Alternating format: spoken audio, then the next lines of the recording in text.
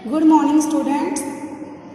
Let's be read our continue study lesson first जिसका नाम है वन फूल। वन मीन्स जंगल और फूल मीन्स फूल, जंगल में रहने वाले या जंगल में बढ़ते हुए फूल। कभी नहीं रखवाली जिनकी करता कोई माली, उन वन फूलों की देखो तो कैसी शान निराली। इसमें कवि क्या कहना चाहता है?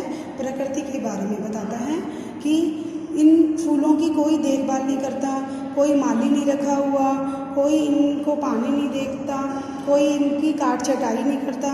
काट छटाई से मतलब क्या होता है? जो डैमेज पत्तियां हो जाती है, माली आता है तो उसकी कटाई करता है, लेकिन इन फूलों की कोई देखभाल नहीं करता।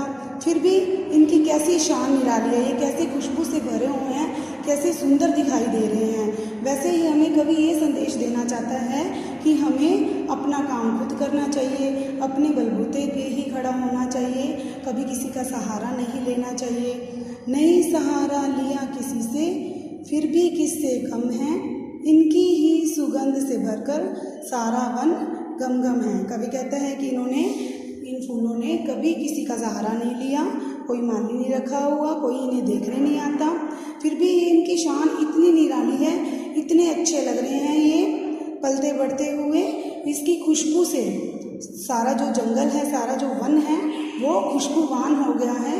सारी जगह खुशबू ही खुशबू की गम की महक आ रही है। देखो इन फूलों पर कितने बोरे हैं मंडराते, करते हैं गुंजार मधुर, रस इनसे ही तो पाते।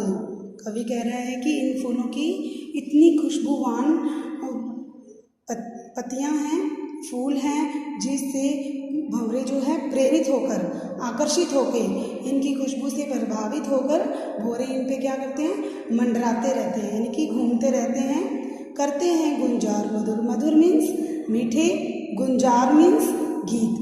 जो इनका रस पीने आते हैं और रस पी पी के ऐसे लग रहा है मानो जैसे वो मीठे गाने गा रहे हों।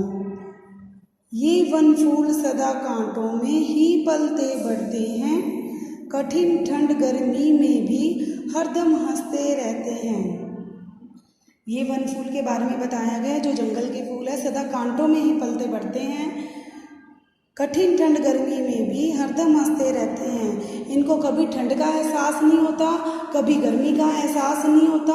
हमेशा ये अपने आप में ही मस्त रह के अपना काम करते हैं, अपना बढ़ते रहते हैं। वैसे ही हमें किसी की भी परवाह किए बिना अपने लक्ष्य को प्राप्त करना है। कभी ठंड का एहसास नहीं होना चाहिए हमें, कभी गर्मी का एहसास नहीं होना चाहिए। हमने जो लक्ष्य ठाना है उसको प्राप्त करके ही रहना है। ये वन फूल सिखाते हमको कठिनाई से लड़ना, अपने ही बल उन्नति की ऊंची चोटी पर चढ़ना। इन वन फूल से हमें क्या शिक्षा मिलती है? इन वन फूल से हमें ये शिक्षा मिलती है कि चाहे कितनी मर्जी कठिनाई आ जाए, कितनी बड़ी मुसीबत आ जाए, हमें अपना काम अपने पथ पर ही अग्रसर होके करना चाहिए। अपने ही बल पर अपना सिर ऊंचा करना चाहिए। सिर ऊंचा करना, अपना नाम कमाना चाहिए। Thank you student. जैसे कि उन्होंने वन फूल जो कविता पढ़ी थी उसमें वन फूलों के बारे में बताया गया है कि वन फूलों की कोई रखवाली नहीं करता, उनके लिए कोई माली नहीं रखा हुआ है और वे अपने आप ही पलते बढ़ते हैं। इसीलिए हमें ये शिक्षा मिलती है कि हमें भी अपना काम स्वयं करना चाहिए, स्वावलंबी बनना चाहिए। आइए इसके हम शब्द अर्थ और क्वेश्चन आंसर देखते हैं।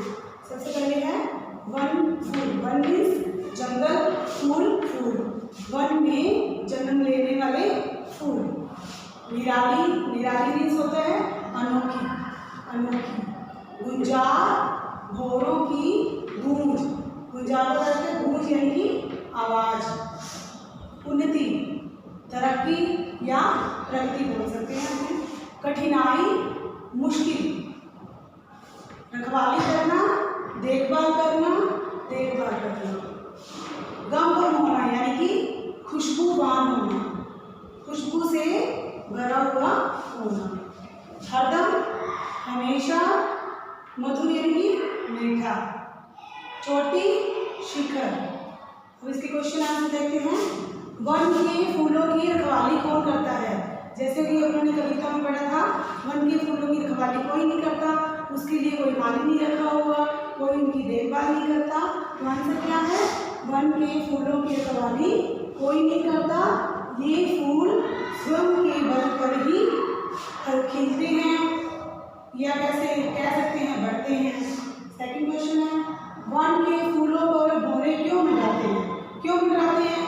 क्योंकि जो वन के फूल होते हैं वो खुशबूवान हो जाते हैं, गमगम हो जाते हैं, तो वो बहुत इतनी सुगंधित खुशबू फैलाते हैं अपनी, तो भौरे उनसे आकर्षित होके, उनसे प्रेरित होके फूलों के ऊपर मंडराते हैं और उनका रस पीने आते हैं। तो आंसर क्या देखते हैं? वन के फूलों पर भौरे उनका रस पीने के लिए मंडराते हैं। थर्ड है, वन फूल हमें क्या सिखाते हैं? वन फूल हमें क्या सिखाते हैं? जैसे कि उन्होंने कविता में पढ़ा था कि हमें स्वावलंबी बनना चाहिए, दूसरों पर निर्भर नहीं रहना चाहिए, हर कठिनाई का सामना करते हुए हमें आगे बढ़ते रहना चाहिए। तो आंसर है इसका, वन फूल हमें सिखाते हैं कि हमें कठिन परिस्थिति का मुकाबला हंसते हुए करना चाहिए और स्वयं के बलबूते पर आगे बढ़ना चाहिए। अब आगे अपने पढ़ेंगे सही बात पर राइट का निशान लगाओ। सारा वन किसके कारण महकता है?